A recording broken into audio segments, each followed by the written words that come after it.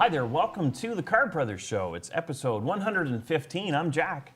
And I'm Jody. I'm the third of the three Carr brothers, and the second Carr brother's not here with us tonight. That's right. Jeff sends his regrets. He obviously wanted to be here, but he's in the legislature, so he wasn't able to get out of the house. So they'll be sitting for another few weeks. And Boy, I don't miss those days. no, that Johnny.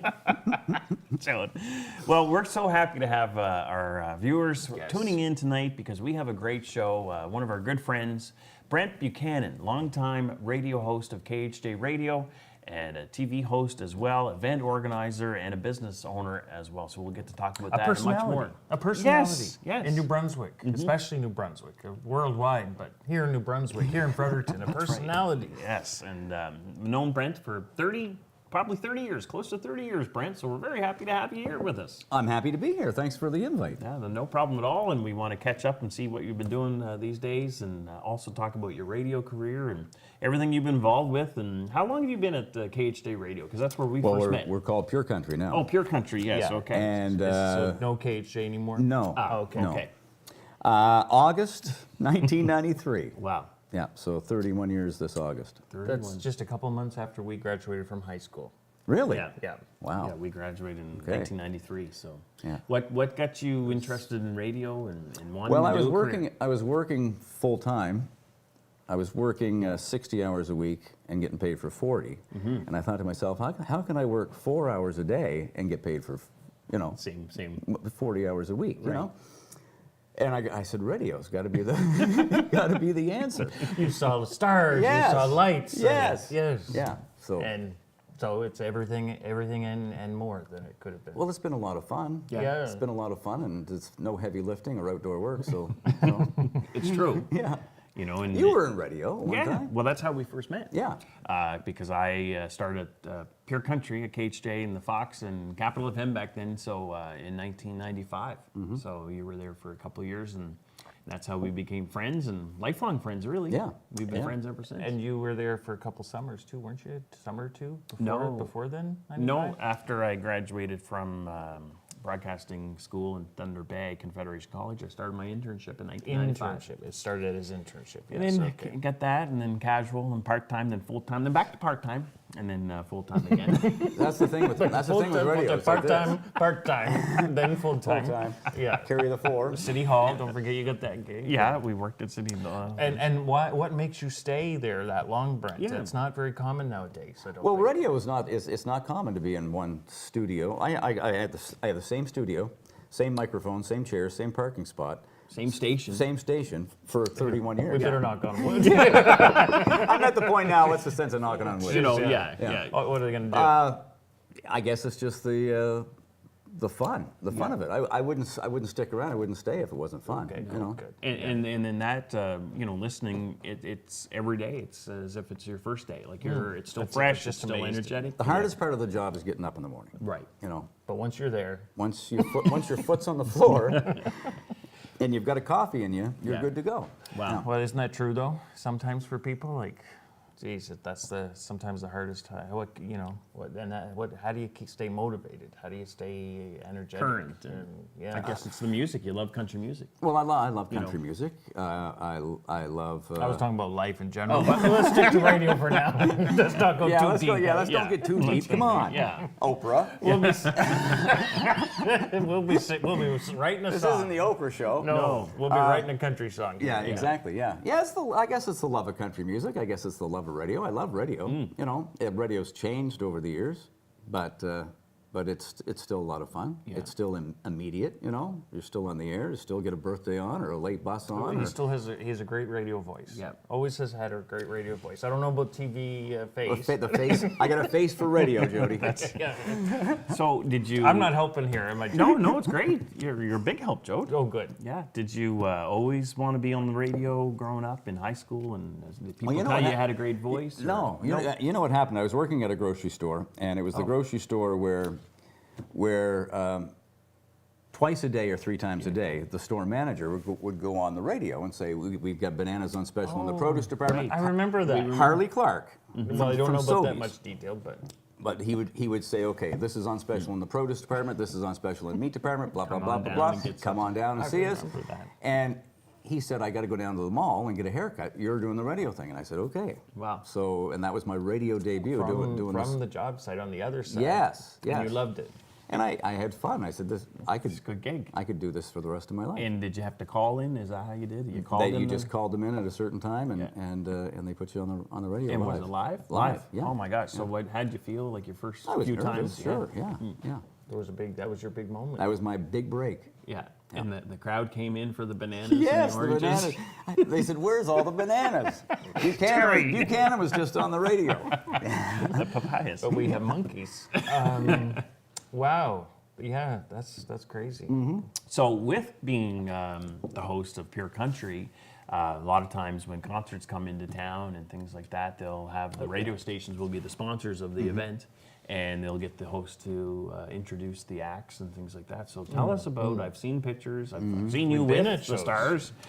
So tell us of some of them over the years that you've met, some of these big My country first free ticket and free. That's why you're on the radio. Yes, free tickets. to these concerts. My first free ticket and free, and I had to MC the show was Stompin' Tom Connors at the Aiken Center. Oh, wow. And I took my mom. Yeah. Nice. She was proud. And she was happy, Oh, and man. she loved the show, and it was Stompin' Tom Connors. So yeah. She just said, "Get off the stage, Yeah, Brent. yeah, They stop. didn't- I'm seeing I want Stompin' Tom. Yeah. But so that was fun. Yeah. You know, adrenaline rush of being in front of all those Yeah, folks and it's always introducing you've been them. on stage. Yes. It's always fun Oh, to get yeah. on stage and talk in front of a crowd. Who else? George Jones. You were George there. I Jones. remember that night. I saw you there, Brent.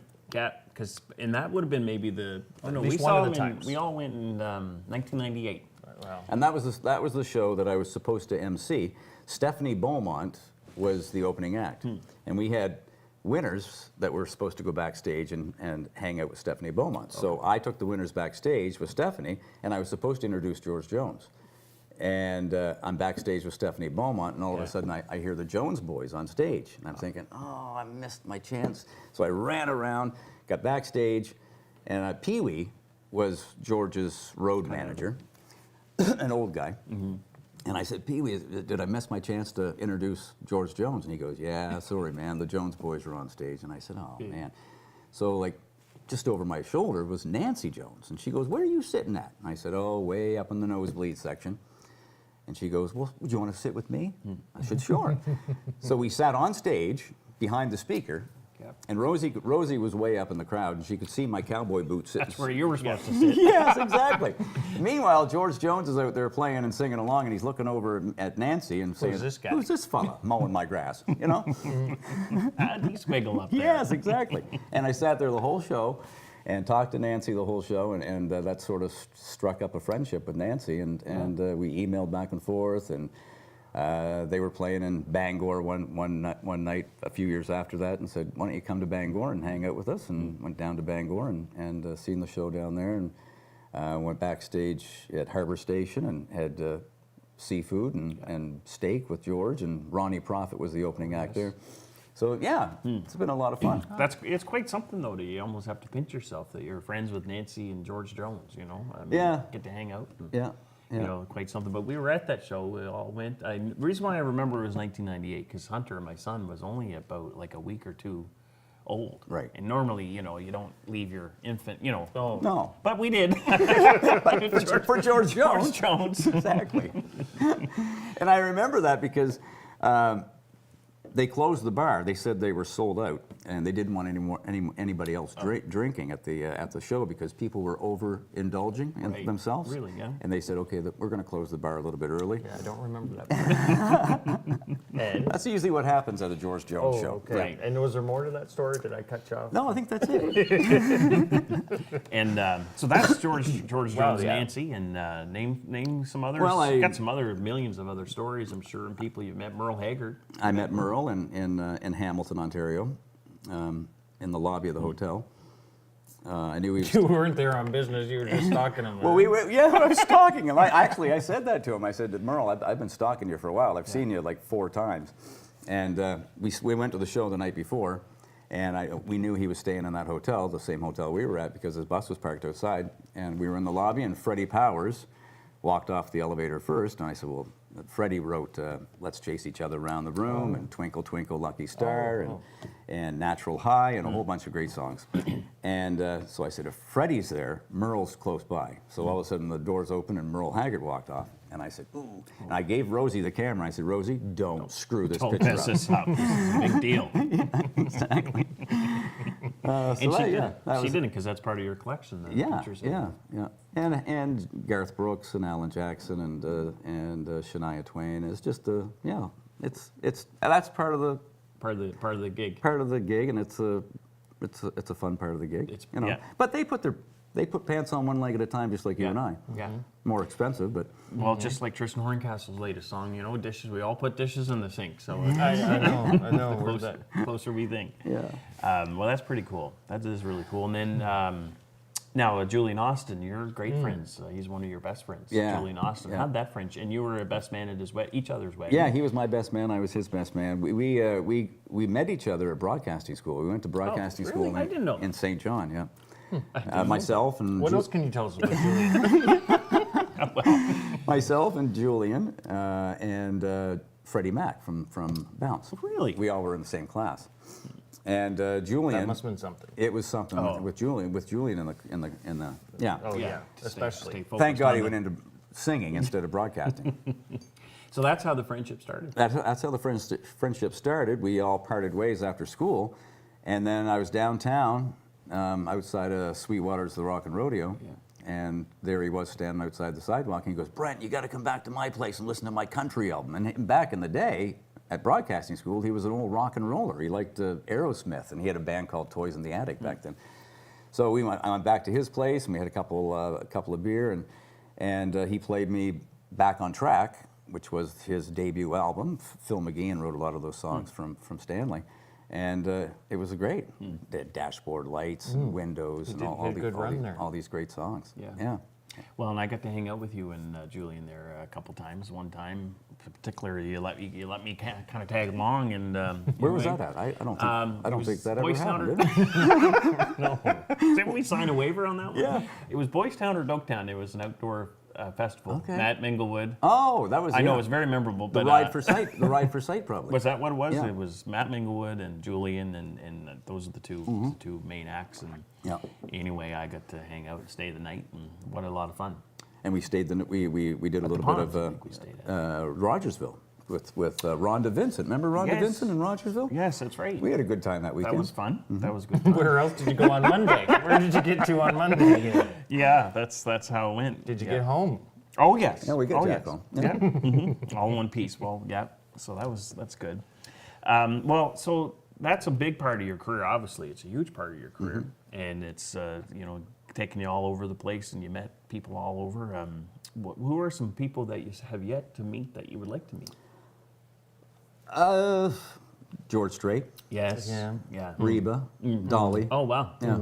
Those are some big heavy Pretty hitters heavy, there. yeah. And Yeah. you've met a ton of them, but there's three big ones right Yeah, there. for there's sure. a lot of the new ones out there that I don't really. Yeah. Follow. I don't really. Take two. I listen to their music, of course, but I'm not really a huge fan. Right. Like so, a fan per se. Right? Yeah. So, Yeah. yeah, those are the three that I would definitely go out of my way for. Yeah, and George Strait, he said, you follow probably a lot more than I do, that he's got a new album coming New out. album coming out, yeah. What about this retirement happened to? Well, he's like the rest He's of them. They backwards. do these tours, farewell Yeah. tours, and they just George make some George stronger. Jones had 3 farewell tours. Yeah, look at Aerosmith. And Look at Cher. Yeah. So- Okay. Okay, well, let's keep going. Event organizing. You've hosted as a radio host. A lot of times they'll ask radio personalities to host community events. Very important. Like MC, basically. MC and You know, MC maybe things. that's not the correct term No, nowadays. no, I don't know, but MC and host. Hosting, yeah. Community events, whether it's the carnival days and these pageants and things like that, and Yeah. everything else in between. But you've also over the years organized your own events. Yeah. Yes. And some big ones, and I've been to them, is the New Year's Eve event that you hold yeah. in Fredericton. Yeah, I used to do it at the Capitol Exhibit Center, and then we moved up to the Fredericton Inn, and we've been there for the last 10 years probably. Yeah. And it's a big one. Yeah. It's probably one of the biggest New Year's Eve parties in Fredericton, and a lot of good times. Yeah. And a lot of fun.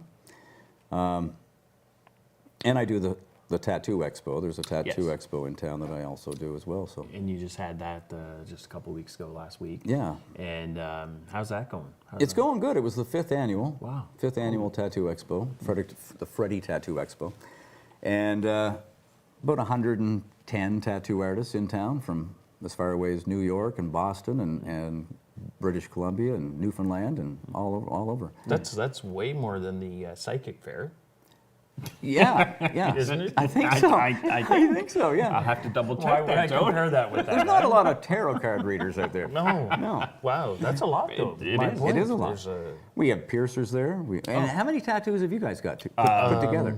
We would have probably about 0 put together. I know Joe's got a little ink from the pen there. How many can you see? Right. Yeah. No, we've got. But if we were to get a tattoo, Brent, Yeah. I wonder how would we decide what kind of tattoo we should get? yeah, should we get people to comment tell on the us? I think comment they section? should. and- They should, yeah. Should Yeah. it be? What would they think our tattoo should be? Yeah, I wonder what. You guys seem to be butterfly guys. Twinkle Toes. Ronnie Goodine used to call me Twinkle Toes. Twinkle I'd Toes, dance yeah. out on the Yeah. dance floor there. Now you've got tons of. I got lots. Tons. Yeah, you do. Some of them there. You got some autographs Tell on us there. what some of your favorite. Well, I got Made Made in in Canada. Yeah. I got a microphone up here. I got Ray Price, Willie Nelson, George Jones, Merle Haggard. Wow. Headphones. And are those their actual signatures? Yes, it is. Yeah. George Jones signed a rocking chair for me, and it's on one arm it said, "I don't need this rocking chair," and on the other arm it said, "George Jones." Wow. Yeah. That's pretty cool. Merle Haggard signed a guitar for me. Ray Price signed a guitar. Willie Nelson signed a guitar. Wow. That's a great idea. Now you got one. Your latest one says Jerry. Sailor Jerry Swallow. Yep. no, He is from Nova Scotia, and he is the longest running tattoo artist in Canada. He's been tattooing since 1960, and he was at the most recent Tattoo Expo that I was at. And he's an old guy, and and he does all kinds of old school tattoos, and he was just there just to meet and greet and get some pictures, and he did a few tattoos that weekend. So yeah. So what got you in on tattoo? You actually own your own business as well in Fredericton, Yeah, I own Main Street Tattoo Company, Main Street Tattoo Company. and you know where that is? Main Street. Main Street, yes. Oh, good. That was Yes. simple. Keep it simple. Oh, thanks for answering that for me. No problem. I had to step in. Yeah. So yeah, Main Street Tattoo. And how's that going? How long It's have you going owned well. that? 2021. So what got you into tattoo? Why? How you kind of got? What, Did you want to ask a different question? Just what your first tattoo was. What's but your how you first got into tattoo? it. My first tattoo. See, Jack asked the more interesting. No. My first tattoo has since been covered. Okay. It's With that microphone you edited? No, it's covered with the New Brunswick Country Music Hall of Fame logo. But I used to have a small red maple leaf here. Oh, that's sweet. Very patriotic. Yes, and I got that mainly because when you go down south, down to Dominican or Cuba or Mexico or wherever, it's always good to have a maple leaf. people So would- people say, "Hey, you're Canadian." And they love that. And they love that. Where I got it was at the Chipman Summer Festival, and I was emceeing the Chipman Summer Festival concert. I think Chris Cummings was there, and I think Wanda Grant was there, and a list of others. And I was there. And maybe you were Not there on the too. show. No. I was the road crew for Cheryl. My wife Okay, Cheryl. Cheryl okay. was there, and that's. Was she? Yep, she was. And And I I, was at- remember you were in the. Anyway, continue. And I had You tell me. a beautiful white shirt on, an expensive shirt, and needless to say, I had a few drinks in me, and Seemed like a good idea. seemed to get hey, why not get a tattoo? So During the show. During the show, intermission. Okay. Yeah. And Because you wouldn't advocate your responsibilities. no, exactly. So during the intermission, I went over and got a little tiny tattoo, and I didn't know that your blood thins quite a lot when you drink. And needless to say, I had a red arm and a white arm. Right. Yeah, and so I bled quite a lot. Quite a bit Yeah. during the show, and I remember you were at the back there, right on the table, Someone need a tourniquet. and we needed to get Someone some get a help. tourniquet or something. But I didn't realize that was your very first. That one. was my very first tattoo. So there you go. I was there for that. Wow. So yeah, I Now- remember Cheryl saying as part of that show. So yeah. yeah, and you were the host. Well, really neat. So Mick Chipman. then from there, you just kept getting more, I guess, and then you I got decided more. to- My second one was Mitch Clark. He passed away Oh, yes, down at Grand yes, Lake. yes. And we lived together, and we hung out Best together, friends. and we were best buddies and just like brothers. So I got that one, and then it just exploded after that. So Wow. And then you decided, well, since you're obviously a you know, a tattoo connoisseur, you know, with lots of tattoos, then it made sense to have your own, you know, something you're passionate about, to have your own shop, to give other people an opportunity to get tattoos. Well, the Tattoo Expo came first. Okay. And that was back in 2018. I got sober, and I needed something to occupy the squirrels going around in my head. And Fredericton didn't have an expo. Moncton had one. Halifax had one at the time. St. John's, Newfoundland had one. And I said, I think Fredericton should have one. So I put on a small one at the Fredericton Inn, and it was packed. You know, it was a big success. And then it just went from there. And then 3/4 of the way through the pandemic is when I opened up a tattoo shop. Why not? Why not, right? You know, with all these restrictions. There were no restrictions. And you thought if you couldn't do it then you know. Exactly. You couldn't make it go. But, So, yeah. wow, right then, and during the pandemic. Yeah, all these restrictions. the pandemic was coming to a coming to a close. So the hard part was sort of with all You were the already restrictions. 3 steps ahead, thinking about the way out of the pandemic. Yeah. So that was yeah. And how's that going? It's going well. It's going good. Yeah, we're busy, and I have a couple of artists and a couple of piercers at the shop, and they're. It's a busy thing. I don't know. It seems to have increased a lot. In popularity. A lot of popularity. A lot You know, of interest. 70%, 75% of my clientele are women, and they come with their mom and daughters or best friends, and they All their want to get ideas. matching tattoos or whatever. So yeah. What's either that or in the expo, but some unique tattoo ideas, I guess, that you come across, or I guess they're all unique. Well, They're all custom and unique. They're all custom and unique. One of Why our don't you Google it? Pinterest it. Yeah. One of the top artists that we had this year was a guy that was doing anime. Like he did all colorful anime on like big pieces too. And he won a couple of. We have a tattoo contest at the expo, and he won a couple of trophies. Portraits are always big, you know. Old school, new school. Everything in between. Yeah, everything in between. It's you never can. It's every time I see someone doing a tattoo, it surprises me to see what they're putting on skin. So. And that's a whole community, you know, the tattoo artists. It's probably a lot of camaraderie, even though there's some competition. Yeah, there's camaraderie some camaraderie, and there's some not. So yeah. What about the standards, health standards? There is none. Well, that's not interesting. Yeah, I wondered. I didn't think there were. So Quebec- that must make it really hard. What made me think of it was the interaction between the tattoo artists and the businesses. So there must be some about, you know, we try to follow the rule. We try to follow as much as we can some sort of industry standard, but then the other guy's not, or girl. Well, 99.9% of the shops follow the standards. Like they have professionals in working their shops. They know about cross contamination. They know about all that sort of stuff. And the other 1% are the people that are doing it at home at their kitchen table with the cat and the ashtray and all that sort of stuff. Over there. Yeah, and it's not sterile. And Quebec and New Brunswick are the only two provinces that don't have any regulations. You go to Halifax, where we had the convention last weekend, and it's just the health department comes in, checks out every artist and every shop and every booth, and makes sure everything's in line. If something's not in line, they don't tattoo. And that's the way it is in shops and everything down there. And that's the way it is in Ontario. It's stricter in Ontario than it is in Nova Scotia. And that's the way it is all across the country, except for New Brunswick and Quebec. And in New Brunswick too, like you mentioned, 99% of them. Which sort of standards do you guys follow? Is it one of the other provinces, or the thing is with tattoo artists that have been tattooing, they know what is wrong and what is right, and what's acceptable, and they know about wearing the gloves and the cross contamination and the sterilization and all that sort of stuff, and the disposable needles, all that sort of stuff. They know about that, but there is a small few that don't really care about that. And it probably, too, in the market, it wouldn't take very long for word to get out if someone wasn't doing what they should be Word doing. gets out pretty quick. Yeah, especially social media nowadays. So, but still, that's interesting. Okay. So Anything else on the horizon there on the tattoo sort of side of things? Just working on tattoo number 6, the 6th annual Tattoo Yeah. Expo. Oh, already starts. That's I bet. coming. I was oh, going to yeah. say there's more than 6 on those. Yeah, two, yeah. Just those 2 artists.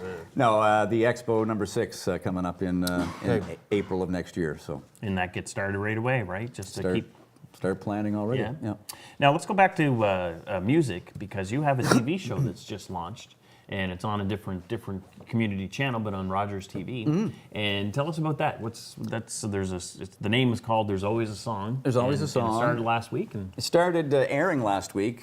We've got a few episodes in the can right now. right. And I was doing, I do the Chipman Christmas Telethon Yes. with Rogers. Oh, yeah. And they sort of brought the idea up, or we sort of started talking, and this is what's come to be, is there's always a song, and I have local musicians in all across New Brunswick. It was hard to get them here back a few months ago because of the weather, and it gets dark, pretty early at night. But yeah, there's the artists come in, we talk and have an interview for 20 minutes, 22, 23 minutes, and then they do an original song at the end of the show. It's only a half-hour show. Yeah. And it's a lot of fun. It's sort of me stepping out of my comfort zone, Yeah. which is a lot of fun. Doing the TV, Yeah. doing TV hosting, and the longer version of the longer interviews. Yeah, You'll yeah. do interviews on radio all these years. You'll talk to all the different music stars, but usually not like a half hour. Not right? like a half hour, yeah. So yeah. trying to fill that time and Yeah, come up with it's a lot of fun. ideas. And But it's good to promote local to begin with. Well, a lot of There's these not local musicians don't get airplay, No. which is it's tough. because there's really very little local decision making. that's what Tristan was telling It's us. all all up in national. corporate, all up in Yeah. big Toronto and other places. And Yeah. that's one thing that's changed in the radio business, in Canada. Yeah, it's sad, really. Yeah, I feel kind of sad. Back about in the it. day when Julian came out back in '93 or '94, you could say, "Yeah, give me your CD and I'll play it Slip tomorrow one on the on and radio." try it. And you can't do that no more. So pretty strict. Like there's no getting around that. No. Like that's a big no. That's a big no-no. Can't throw on. No, I can't. A duet. I that can't Joe play and I your do. new CD, Jack. Sorry. No. So we wondered if does no mean no, or is no just a start for a conversation? Exactly. Yeah. No, we were told it's pretty no. I've been told no a few times. Yeah, yeah. So and you like you said, you just throw her up the channel, up the ladder, and see what the Yeah, what they say. I still bug them a lot. Yeah. And say, hey, Why not? we got Riley Taylor, we got Tristan Horncastle, we got a lot of great locals here. Yeah. How come we're not playing them? And I think what they say, a squeaky wheel gets the squeaks grease. the grease. Yeah. Yeah. So I keep squeaking the wheel. Yeah. No grease ho- yet. in But hopes what do that- they say is the reason, or how? Well, what's then it's I know it, and everyone It's all else knows money it. and who that's gonna get- It's all Promotion. if promotion, and if the song gets into the top 50 or the top 40, then they'll start playing it. But it's hard to get on the top 40 and start charting Yeah. when you're not getting any airplay. Right. So it's a Yeah. double-edged sword. It's like you need experience to get a job, and you need a job to get experience. yeah, exactly. Yeah. Yeah. This just sounds like the old Loretta Lynn movie out there trying to get someone to. She went to Well, there you go. You can't go necessarily to the radio radio station or anymore. radio No. So station. you got to go to somebody that's in charge in Toronto. They must have a lot of. Well, you need a tracker for one thing, and you need a record label behind you. Yeah. And the tracker is the guy that bugs the radio stations and says, "Oh, Jack Carr's got a new that's, album out. You play this song, The play this song." Colonel. And he keeps on calling and calling and calling and emailing and promoting. So That's his or her job. yeah, So, and I mean, the big movement as well would be more independent. You got social media now. People put out songs, Yeah. and Yeah. not there's a lot of people get noticed on YouTube. Yeah. You know, so I think Justin Bieber got noticed on Yes, YouTube. that's how you we know. get. So let's talk about something personal. I know you don't mind because you said anything we wanted to talk Well, about. and plus you speak about it publicly. Yeah. On Facebook, your journey and. You Oh, go back oh, I Jack. thought. Stop fighting over me, you Yeah. guys. Who's asking the question? Yeah, no, exactly. But your sobriety, Brent. Mm-hmm. How many years do you have in there now? 7. Seven. 7 and a half. Wow. October 2nd, 2016 is my That's your sobriety date. Sobriety date, and tell us about that. That's been quite a journey to get to that point, and also the seven and a half years. Yeah. Well, I'm in a 12-step program. Yeah. I first went into a 12-step program on January 1st, 2015. So it took me a while to Yeah. get the hang of it. Yeah. I went back out a couple of times. Yeah. But it finally stuck on October 2nd, 2016.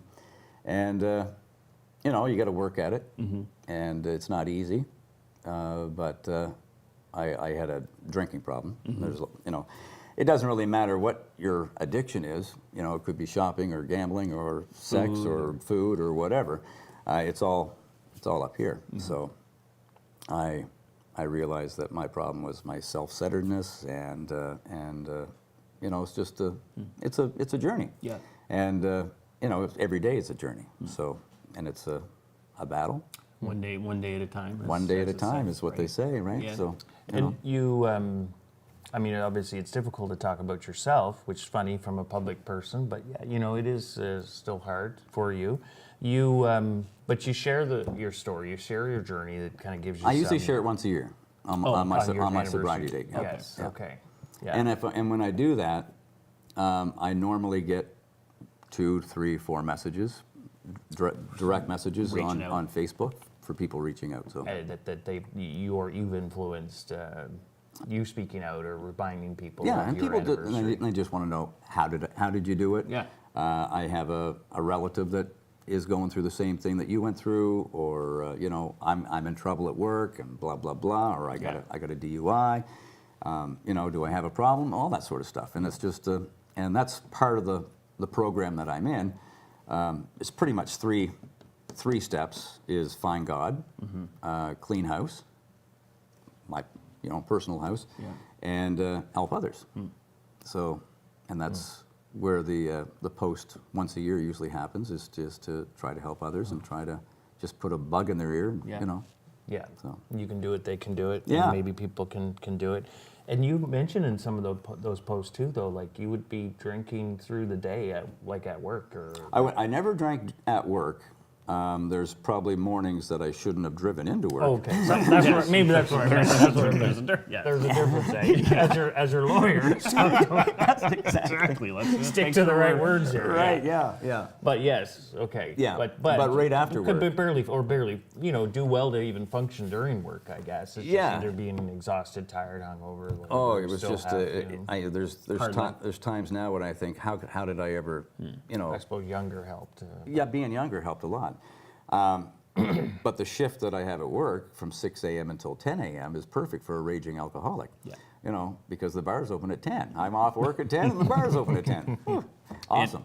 You're right. There was a lot of those sort of conditions that way, and also perhaps in the evening music business and music events and things like that as well. Yeah. Yeah. Well, every event that you go to Has a to open- MC or whatever, it's always sponsored by Beer a company. beer company or a hard liquor company or whatever.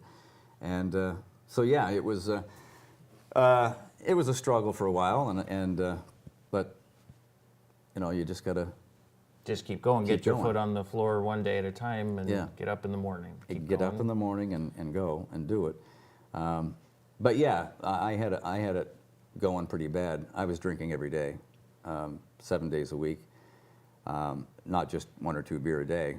It was Hard. 15 to 18 beer a day, and hard stuff on the weekend. And I suppose you'd say, well, at least I'm only drinking hard stuff on the weekend. yes, that was my, hey, Not that I can point out every excuse as well, Yeah. but yeah, I don't have a problem. I drink hard stuff on the weekend, but that's a lot. Plus, financially, it'd be a lot. But I guess you just make it work. But financially, it was a lot because when I was drinking, I was gambling. So it was A lot of times that goes hand in hand. yeah. then you weren't winning as much as you were losing. No, all in. Yeah. Yeah. Well, in 7.5 years, and you're making it happen, and I guess that's the message you say to people is, look, one day at a time. Yeah, And you just reach out to different programs. if that are you're out there. if you're struggling, you don't have to live like that anymore, and reach out. There's help out there. You just don't have to live. And that's what I knew I had a problem 5 years before I get in. Yeah. But I didn't realize there was any. I thought There was no out, maybe. I thought there was no out. I thought the rest of my life I was going to be that guy, and finally I found a way out, and it worked. And if people are struggling, if someone's tuning in tonight and they're struggling, reach out because there's always help out there, right? And people will say, they'll post on Facebook, they'll say, or social media, I'm 1 year sober and I can do this better, I can sleep better. I never imagined it would be health-wise as good as it could be, because people never lived that life. So how do you compare your health now compared to Brent from 7, 8, 9, 10 years ago? Well, I always say I treated my body like a dumpster for 27 years. And now I feel good. I don't wake up with a hangover every morning, and I'm not bloated, and I wasn't eating. I never ate, but I was, fairly large, and that was just because of the booze that I was drinking. But yeah, I'm living a much healthier lifestyle now.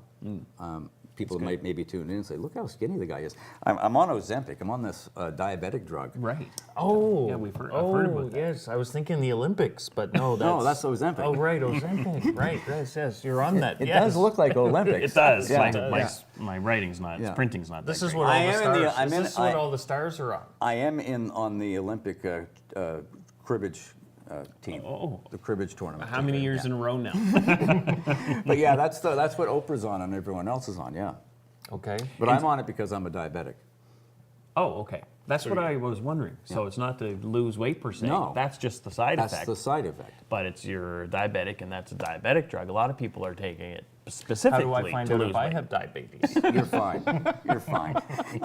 You don't need to lose weight. No, thanks. No, you're looking good, Joe. Oh, yeah, okay. So as a side effect, so you didn't specifically go on that to lose weight. No, you went on no. it The because you're doctor diabetic. put me on it. Okay, Yeah. okay. Yeah.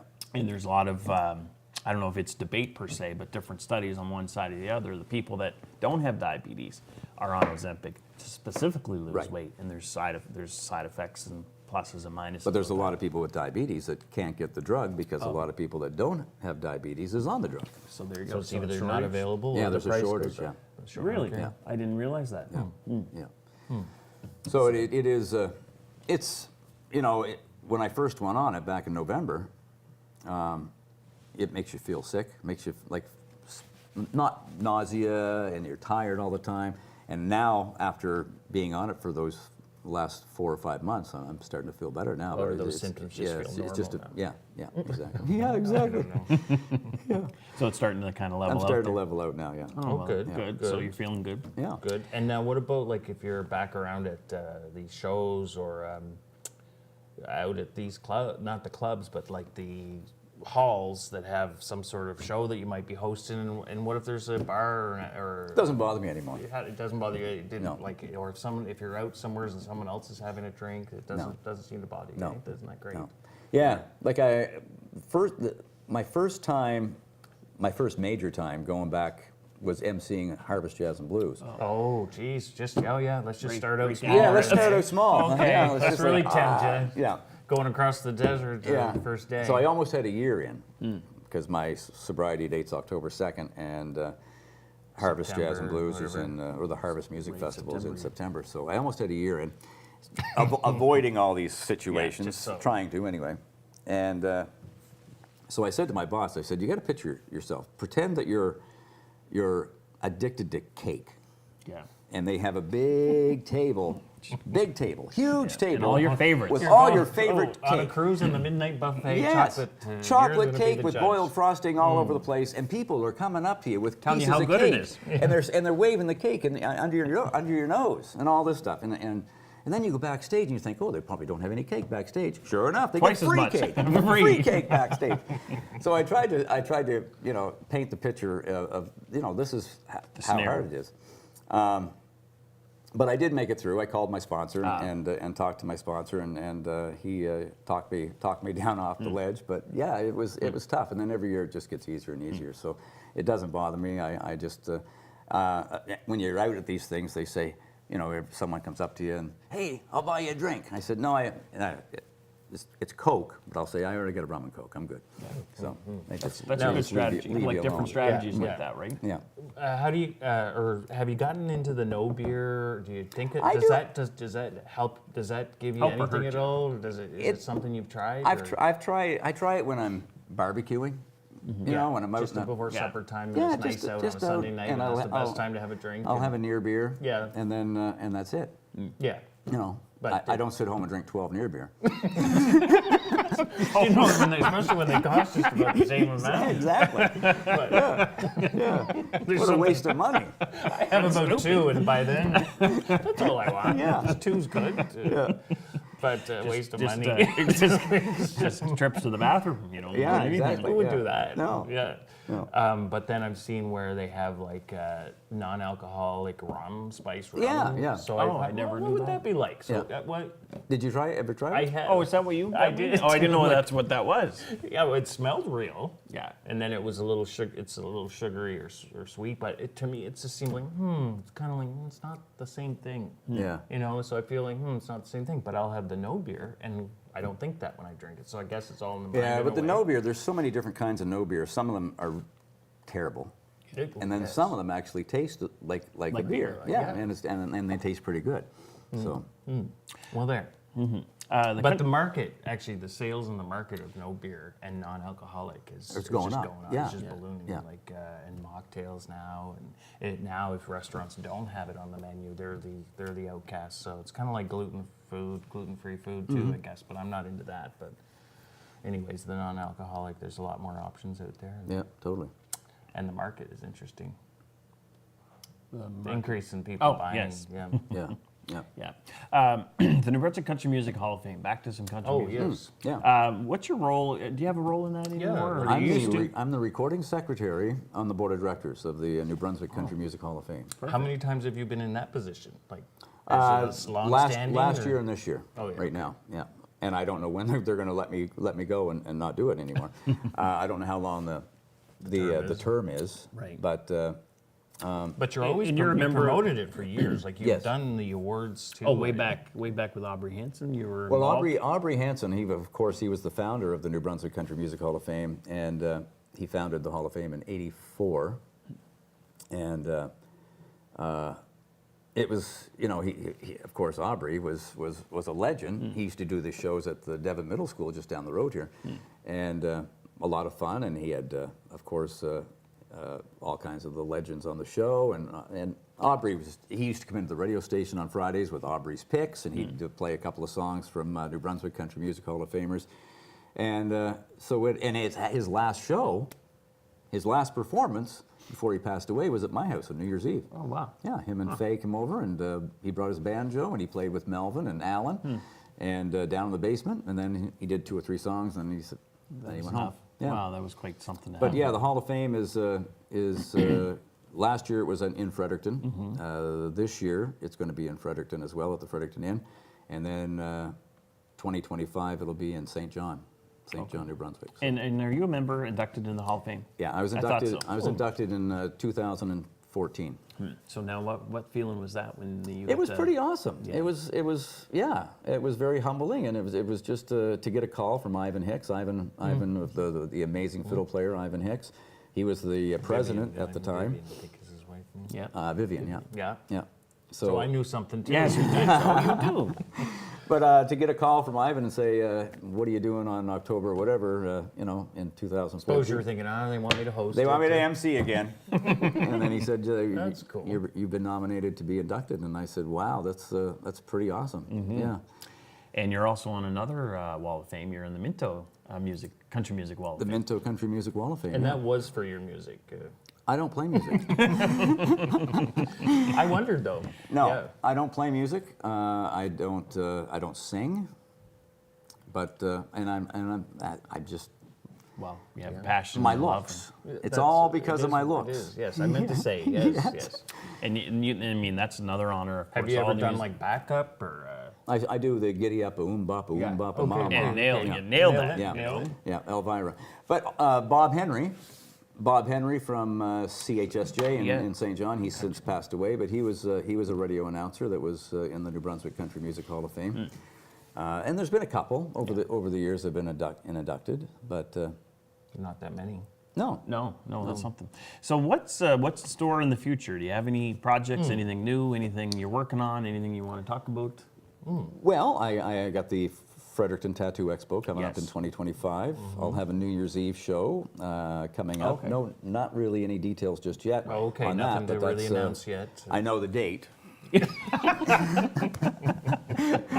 Well, I was just about going to say, well, then, hey, you can tell us. What day is that? Yeah. This year you're going to hold it on the 28th instead. Yeah. And I think I'm going to do a Super Bowl party. Oh, really? this year. Okay, yes. Yeah, yeah. So you really do like doing that, eh? Organizing, and I do. I guess hits it's you the something- gambler in me. Yeah.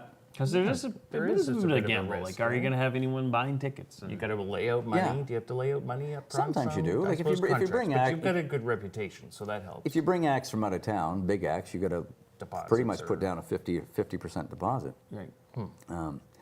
But back in the day, I did a show with Mike Bravner and DJ Fontana. Oh, yeah. From the Elvis. DJ was Elvis Presley's original drummer from I was just like, 1954. Jack, where do I know that name? Yeah. Yeah, and Have I met?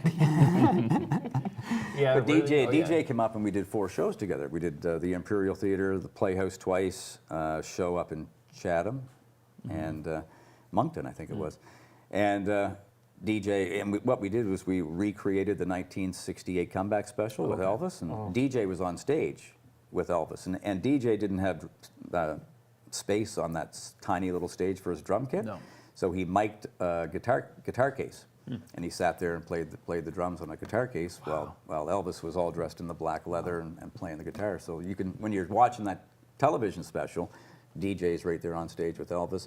And you see these old pictures from 1955, 56, and DJ's always in the studio at Sun Records in Memphis with Elvis in the background or in the foreground. And we had a great experience with DJ Fontana talking about Elvis and the old days, and Elvis in the back seat of the car, and Scotty Moore driving, and DJ in the front seat, and the big stand-up basses and they're heading down the highway, and it's all that sort of stuff. It was really cool to sit and talk. And DJ had this great big horseshoe diamond ring on his finger, and I asked him, I said, "Where'd you get that diamond ring? Where'd you get the ring from?" And he goes, "There was only 2 of those made. Elvis gave one to Priscilla and one to me." Yeah. And he still Very had kind. it. And he very still kind, had it, yeah. Very kind. That's a great experience It's to neat. be able to meet him and work with Mike Bravner, and that he was one of the first guests you had when it was your show was launched on your TV show. Yeah.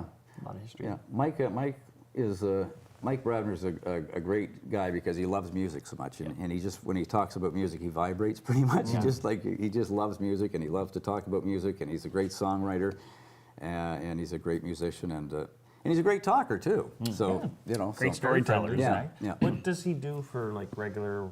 Does he have a regular job? Well, I think does he work at the university? I don't know. I thought he was the chaplain with the university. But Oh, we'll have to ask him next time we run into we'll have to have him on maybe We should sometime. Facebook message. But he did have a job at Chapters. I mean, he Yes. he tells I his remember story. seeing He him tells there, his story on the Who's show. that guy? He looks familiar. Yeah, the guy at Chapters. But he was putting away books, and it was in the romance section, and he was reading all the I see where this is going. he was reading all the titles on these romance novels, and he goes, and the boss came up and said, "Come on, hurry up." He goes, "Romance slowed me down," and that was the name of the song that he wrote. Romance slowed me down. really? Yeah. So just something like that, you can get a hook. Exactly. And romance slowed me down. Romance slowed me down. Yeah, it can slow you down, and then when it's it can speed you up too. But romance slowed me down. Yeah. That's cool. Well, yeah, we'll have to try to have him on there sometime. You should, because he's a great talker, and he's a great guy, and yeah.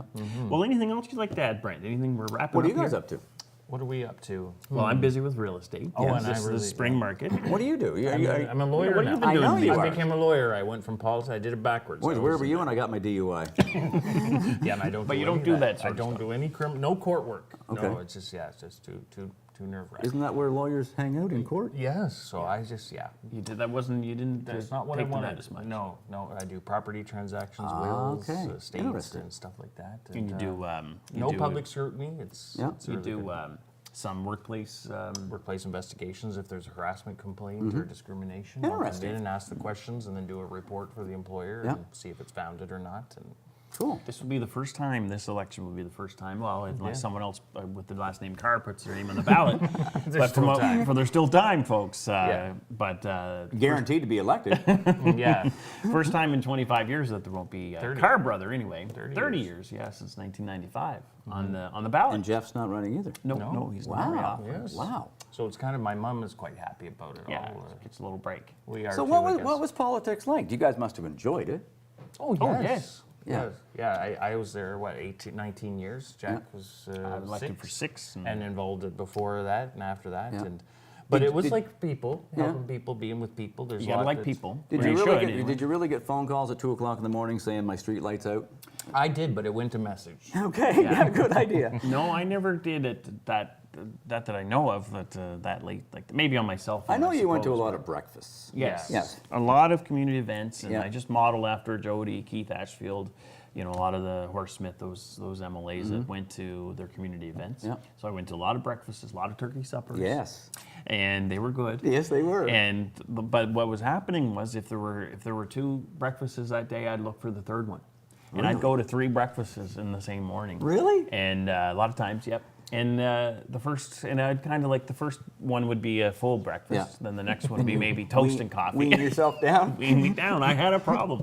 But no, I wanted to get to all of the events. I can get you to a 12-step Yes. program. Just stop eating. So stop eating. But no, a lot of community events, Yeah. a lot of celebrations, and that's I think what an MLA should do is be there for the celebrations Yeah. and be there for the mourning and tragedy as well. Yeah, and mourning totally. with families too. So Yeah, and get some work done, get some policy change, help Yeah. navigate people through the system. It was good while they did it. It was good to do something different too, and it's changed a lot with social media. it's like good. radio. Politics has changed a lot. It's- It's good that politicians, you guys in particular, help out people and not in it for the wrong reasons, right? No. Yeah. And I think it's the same thing as maybe in the tattoo business. 99% of politicians get in for the right reasons to help people. Yeah. And Yeah. And we always said, this isn't going to be forever. So we're going to have to live back out in the community Yeah. or be out with, out doing our own thing after politics. So you're going to live with your neighbors and you're going to, So you're gonna get along with interact with everybody. them and Yeah. stuff, and you want to keep some sort of a reputation, and so you try to, be fair and treat people the way you'd like to be treated, and Yeah, that's cool. Help so people. yeah, and So if someone, if some young fellow or young lady out there listening or watching would like to go into politics, what's your advice for them? well, I wouldn't say don't do it. I would tell them about. It's a good experience. It is a great experience if they're in it for the right reasons. yeah. the right reasons. You have to know it's like demands on yourself, demands on the community. You have to lower your expectations. One of the big things I had to do, you can't just go in and bang your fist, whether you're elected with the government, you're a minister, and even the I've premier. tried that. Yeah. It doesn't work. No, you still got to figure out how am I going to work the system to get the best Outcome. the best outcome I can, and that's a daily struggle to figure out, Yeah. how to do that. But anyways, you What I tell a young person is to volunteer in the community, Yeah. whatever your passion is, Yeah. volunteer for that organization. Not only in politics, but maybe reach out and get involved in politics Right. and elections, but volunteer in the community. And to see if that's something that you really like doing is go to some breakfasts, go Yeah, to events. exactly, yeah. Not only volunteer at these events, but go to events. Yeah. And get involved, and then go from there. Get involved in your school. Jody started model parliament in high school, and Yeah. that's what sparked a lot of his interest. Yeah. Be on student council. See if you like it. Pay attention. Go to political events of all political parties. Yeah, Read all the platforms and analyze it's it. much different now. It really is. And I imagine when I probably first got elected, the older ones were like, "Oh, this is different. It's not the way." And I'm sure that Well, it did happen when you were running. It's like I'm gonna be different. I'm and- gonna go make a difference. You wanna The old- change the world, Yeah, right? the old guy was up on the step and said, "No, you're not. Yeah. It's What are just, you why are you bothering for?" bothering?" And I'd be like, "No, I am." And I think I did make some difference and was energetic. But now sometimes I feel like the old guy on the step. Yeah, yeah. Like, gee, the more you see, the more it repeats itself. And so I wouldn't say that, oh, they told me so. And, there is an aspect to that. And I still think you can make a difference. It's just really hard. I think what makes it really difficult, and more difficult now is social media. Yeah. So it makes it different. It's different. So Yeah, it's different people say, era. "Do you like what you're doing now better?" And I was like, "Well, no, I wouldn't say it that way. I would say it was good while I did it, when I did it, and it was in the community, and you kind of the older style of being out around talking to people. Now you can't tell the truth on Twitter. People will expect that you're lying. Yeah. I mean, they used to do that before. It was easier to get away with. Yeah. No, but you can't even tell the truth on there. Yeah. They'll shoot you down. Service industry, it's hard being on social media. Well, politics, media, corporate, all of anyone in the public. So, and politicians do it to ourselves as well. But Do you follow the American politics? not a do you whole follow lot. Donald Trump? No, try the to reason avoid why I try to it's too avoid it negative is and- it's just negative, and I'm trying to be in a positive mindset. more positive. Yeah. And I'll try to follow some on policy and things, but not the rhetoric and all of that that's going on, Yeah. because it's just trying to be more positive. But Yeah. back to people being interested in politics, I just say to anyone is just focus on and try to discover your passion. Yeah. Yeah. Your passion, your why, Yeah, why are you Simon doing this? Sinek. It's Yeah. important. Yeah. Why are you doing this? Why do you So, want to but- do whatever you're yeah. doing? It's not about. It's really not. It's not about the glory. I mean, it really Well, isn't. That's about lowering your expectations. Yeah. But regardless if it's politics or whatever the career Well, is. that's just Yeah. what I mean. Exactly. You got to have your heart behind it, right? Yeah.